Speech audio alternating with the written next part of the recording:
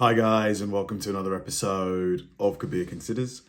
In this video, we're going to react to inside Air Force One during 9/11. It must have been a really tricky situation for President Bush at the time.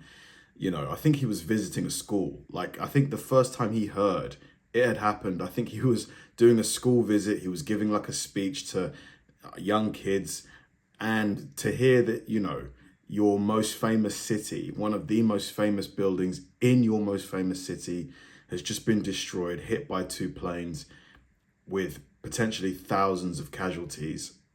Just how do you deal with that at that moment? What's going through your head?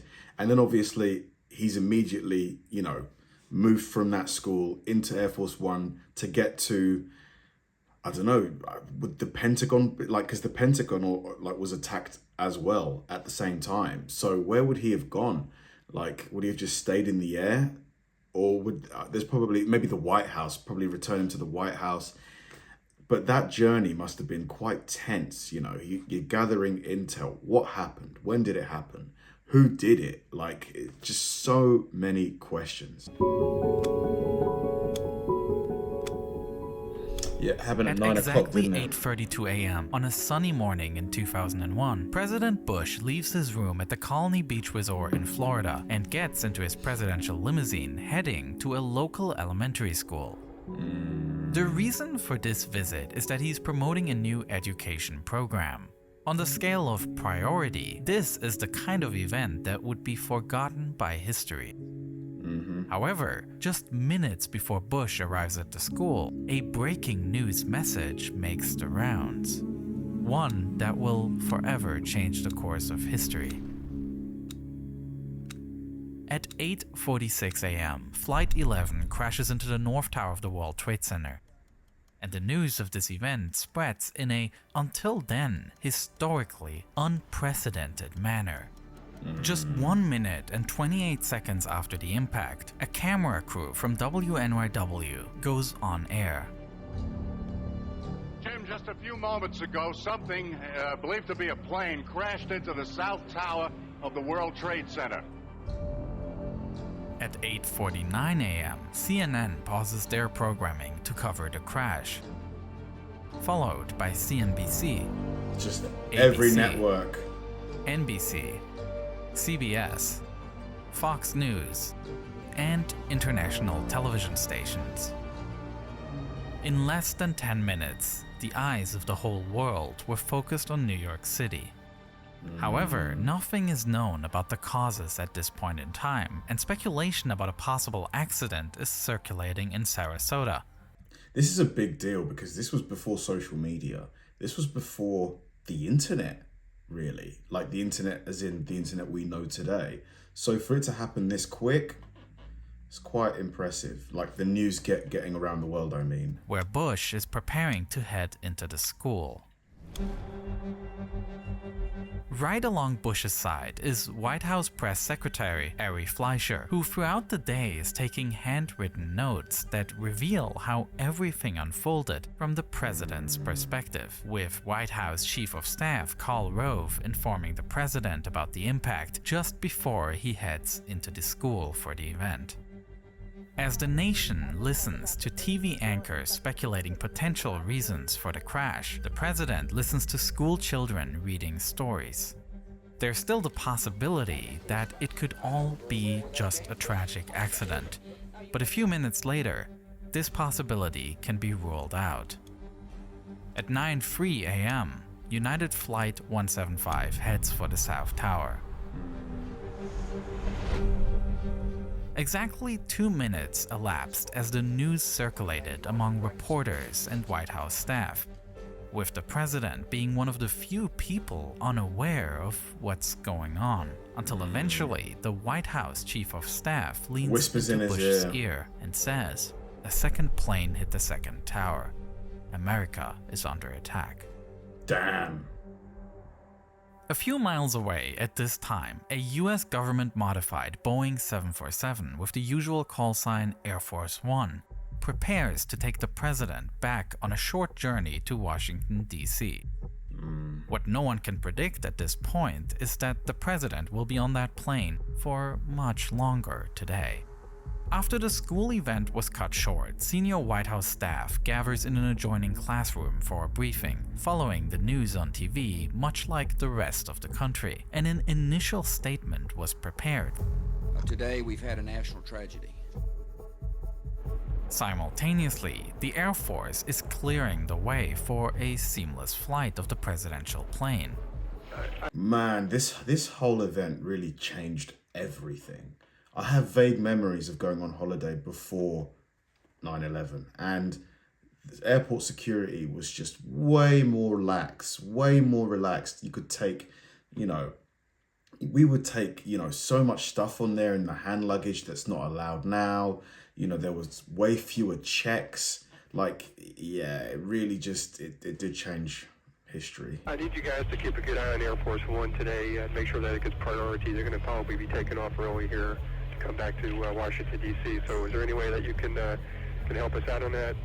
Yep. They're out of Sarasota. They'll be coming back probably in the next hour, I believe. But whether Bush should really return to the Capitol in this situation is unclear, as the attacks on the nation continue. While the president is in his limousine heading to the airport, he is informed of yet another strike. This is coming at 9:43 Eastern Time. We're looking at a live picture from Washington, and there is smoke pouring out of the Pentagon. About 10 minutes after the strike against the Pentagon, Air Force One is about to take off from Sarasota. The Secret Service had received reports that a person with an unclear device was near one end of the runway. The fear was that it might be a weapon. Even though later it turned out to be nothing but a camera, as a precaution, the pilot decided to turn the plane around and take off from the other side so as not to... What was that dude doing with the camera? Man, do you not know what's going on? Is this the time for you to be taking photos? Be in the line of sight of a possible shooter. Unlike usual, the plane also climbs at an extremely steep angle, a safety maneuver that can protect against ground attacks. As Air Force One continues to gain altitude, heading towards the capital city, one other plane over US airspace is still under the control of the hijackers. Flight 93, initially heading to San Francisco, had changed course, now also approaching Washington, D.C. As it later turns out, the passengers of this flight had heard of the attacks on New York and initiated a revolt against the hijackers, with passengers attempting to gain control. At 10:03 a.m., Flight 93 crashes in a field in Pennsylvania. Oh, man. Although the revolt was unsuccessful in saving the passengers, it did save lives by preventing the hijackers from reaching their destination. Meanwhile, aboard Air Force One, heated debates are raging about where the president should be flying at this time. Yeah. Bush himself... Because ordinarily, where would the president go right now? Would he go back to the White House? I'm sure there's some kind of landing strip near the White House, but they must be thinking potentially there's an attack that's going to happen there. Had given the order to return to Washington. But in the midst of an ongoing threat, the Secret Service was not about to risk it. Bush was spared, or at least strongly discouraged from returning to D.C. Instead, Barksdale Air Force Base in Louisiana was chosen. Here, Air Force One can then refuel, and a longer plan can be devised for where the president can most effectively carry out his duties. As the plane heads for Louisiana, growing concerns are also raised about the possibility of Air Force One itself becoming a target. While the plane is equipped with flares and smoke screens to detect radar and heat-guided missiles, it has no way to protect itself against an airliner collision. Air Force One is filing a random route, by the way. Okay. We don't know where they decided to go, but they still don't have a fighter escort. They still do not? That's correct. Holy cow. Adding to this concern is the fact that some airplanes were not immediately responding to ATC calls, which led to the wrong belief that there might be an additional 3 aircraft still missing. Every plane. How long can Air Force One stay in the air indefinitely on a full tank of fuel? Are we talking 8 hours, 10 hours, 24 hours? In the sky was seen as a possible threat now. Therefore, Air Force One started climbing to an extremely high flight level, above the usual cruising altitude for commercial flights, heading up to 45,000 feet so they can outrun anybody. While lateral movement is more difficult to track, Air Force One had this altitude for itself. And then, towards the end of their flight to Louisiana, Air Force One was joined by 2 fighter jets that had taken off from Joint Reserve Base Ellington to escort the president for the final few minutes. Throughout the flight, Air Force One's normally stable telephone lines were suddenly unreliable, making communications with the White House, where Vice President Cheney was sheltered in a secret bunker, very difficult. Communication networks across the country were at their limit that day, and Air Force One wasn't an exception. And it was during this flight when a controversial military order was made, one that until today is a controversial topic of discussion. In the bunker below the White House, there were ongoing fears that another hijacked plane was flying towards Washington, D.C. It later turned out that this was Flight 93, which crashed in Pennsylvania 10 minutes earlier. However, the information about the crash had not yet reached the White House, and between 10:12 and 10:18 a.m., Vice President Cheney was asked whether this plane should be shot down if it continued to head towards the Capitol. According to witnesses, as well as Cheney's own biography, he replied without hesitation and gave the go-ahead for the shooting down of a commercial plane that poses danger. God, dude, but like, what about the people on board the plane? I mean, The problem with such an order, however, is that Cheney, as vice president, is not part of the military chain of command. According to this hierarchy, such an order comes from the president, with the only other person in question being the Secretary of Defense, Donald Rumsfeld, who is second in line to the president. Rumsfeld could not be reached because he was at the Pentagon, which was itself the target of an attack, and he was busy helping with rescue work on site. Standing in the same secure room as Dick Cheney when he made that order was White House Deputy Chief of Staff Joshua Bolten. After Cheney made the order, he immediately asked Cheney to call the president to confirm this command. Cheney does exactly so and rings Air Force One at 10:18 a.m. to speak with the president. According to the investigation report, this phone call lasts 2 minutes, which lines up with the notes that Ari Fleischer took. At 10:20 a.m., these notes show the words, "Authorized shutdown if necessary." God, imagine you're the pilot of a commercial plane, carrying hundreds of people, and you probably wouldn't see it, but you just see like 2 missiles just heading towards you. It probably wouldn't happen like that, would it? Would it be like shot down with, machine guns from like mounted onto the fighter jets? Either way, it's a horrible thing to see and deal with. The question, however, remains. Did Vice President Cheney initially give a command that he wasn't entitled to give? He himself denied it and stated that he had already confirmed this order in a previous conversation with Bush. And in fact, Fleischer's notes do show that Bush and Cheney spoke on the phone beforehand, visible in the above entry at 9:45 a.m. However, there is no sign of a conversation about a possible shootdown. Whether the two spoke about this or not can not be answered conclusively. Upon landing at Barksdale Air Force Base, a more detailed briefing took place, and the president once again addressed the nation. Freedom itself was attacked this morning. As Bush delivers his speech, his security team and national advisors have come up with a new destination. The president is determined to head to the White House, saying, "I want to go back home ASAP, and I don't want whoever this is holding me outside Washington." But the Secret Service disagrees, with Eddie Maranzel, the president's lead Secret Service agent, saying, "Our people are saying it's too unsteady still." Therefore, at 1:40, The thing is, like, I'm sure everybody involved, aside from the president in the decision making as where the president is going, you know, doesn't want, if their choice is chosen and something was to go wrong, you know, the guilt that would weigh on their heads. Because it's like, what do you do when you don't know what's happening? You just don't really know what to do in that situation. 8 p.m., Air Force One takes off from Barksdale Base, heading not for Washington, but for the Offutt Air Force Base in Nebraska.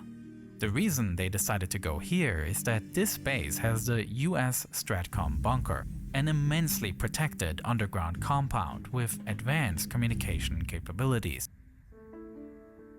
On this journey to Nebraska, Air Force One is flying almost entirely alone in American airspace.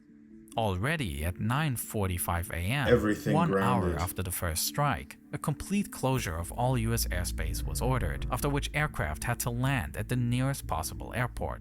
At around 12:15, this closure was completed, with all commercial and general aviation grounded. So the only thing in the air at that point was Air Force One and, you know, military planes, I'm assuming. After landing at Offutt Air Force Base, the president and his team gathered in the US Stratcom bunker. It is located 40 feet underground and is thickly built to provide protection from any possible attacks. In addition to an extensive communication center, there are also several other rooms with offices and even bedrooms, so that this station could function as an overnight base if necessary.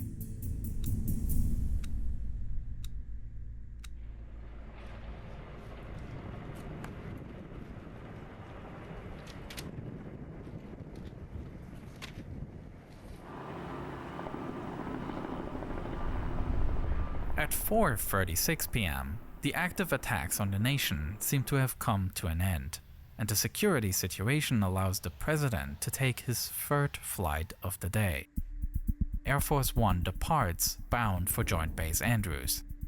But even this flight was carried out under immense security concerns, as the Secret Service not only worries about security in the airspace, but also considers possible threats on board. One not frequently reported on concern was that just a few hours earlier, a call had come in at the White House switchboard with a message that resulted in the worst of fears.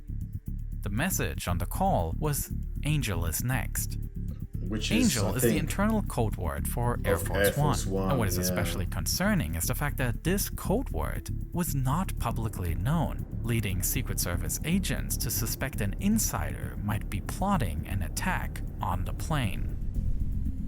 In face of this What did they think, that somebody in the plane, as in like one of the people with the president, was compromised?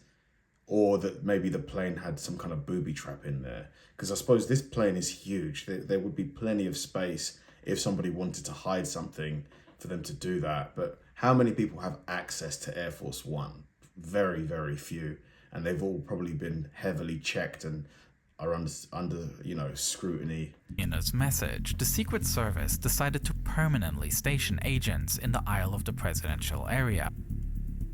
Additionally, another agent was placed near the cockpit door, ready to defend it from any intruders.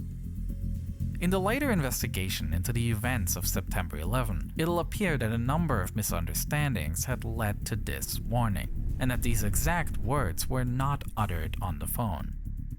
It was one of many false alarms that day that severely raised tensions aboard Air Force One. Annoying, but you have to take everything seriously at that point. You don't know what is real and what isn't. At 6:44 p.m., Air Force One lands at Andrews Air Force Base. From here, the president flies on Marine One to the White House, where he will address the nation from the Oval Office that same evening. A simple journey that was supposed to take just 2.5 hours turned into a tense relay race between Sarasota, Florida and the White House in DC.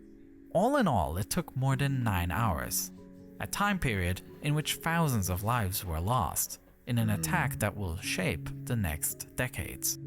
As for Air Force One, this was arguably the most serious test of its safety capabilities that ever occurred. Many of the protocols were shown to work, and the pilots made decisions to ensure maximum safety. At the same time, the day also revealed weaknesses, with a large delay until the flight could be escorted, as well as confusion due to false reports, and an the communication unreliable communication network. All things that were improved on in the following years. The September 11 attacks brought the realities of global events directly into our homes through cable news. In the more than 20 years since, the media landscape has changed dramatically. Today, outlets not only Some would argue for the worse. rely on TV ratings, but also on generating clicks, leading to increasingly divisive headlines and stories designed to provoke outrage. And it's easy to fall into this cycle of only reading articles that confirm our opinions. To better navigate this, I personally use Ground News, the sponsor. Really, really well-made video. Like, fantastic use of the footage. Just, it's since, you know, I love learning about moments that really, you know, change the course of history. Obviously, this moment was a tragedy, complete and utter tragedy. But, you know, the impact it left and the shockwaves it sent around the world and through history are still reverberating. You know, it's just sickening that, you know, a few individuals chose to do that, you know, because not only did it kill, you know, the innocent people of the World Trade Center and the people on board the flights, you know, also, you know, when America, the UK, the other nations' troops went to Iraq and Afghanistan, there were hundreds of thousands of civilian deaths there. You know, just because some religious fanatic decided that they wanted to take down the World Trade Center. You know, it's just, it's crazy, you know, how the decisions of one person, you know, Bin Laden in this situation, just echo throughout time. It's just insane. And it was fun learning about the protocols, the safety protocols of the Air Force One, how they protected the president, because they were really put to the test. Like, up until that point, I think the last sort of threat against the president's life was Kennedy, right? Or at least not threat as in actual something coming to pass, was probably Kennedy. So it'd been a while since, you know, they probably had to really put their security protocols to the test. And for the most part, they passed. Thanks for watching, guys, and I'll see you in the next one.